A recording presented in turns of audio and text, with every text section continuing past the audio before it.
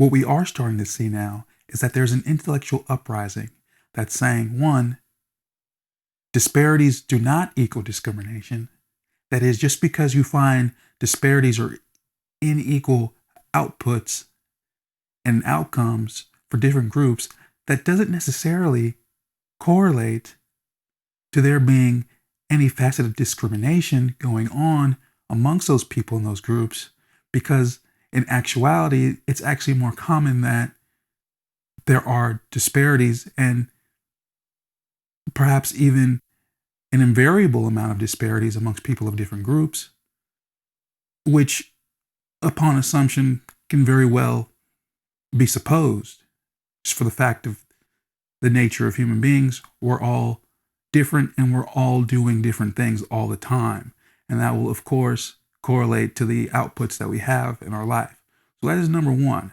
That assumption that has been carteled through the social justice movement, anti-racism movements, and even movements in the gender field and sexuality, gender politics, that assumption is being challenged.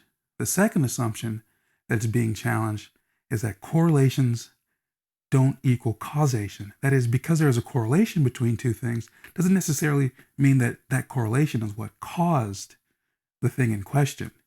Now, these are very important aspects to keep in mind when we're analyzing any kind of situation, or if we're analyzing some kind of case, or if we're analyzing some kind of academic literature or position on a social topic.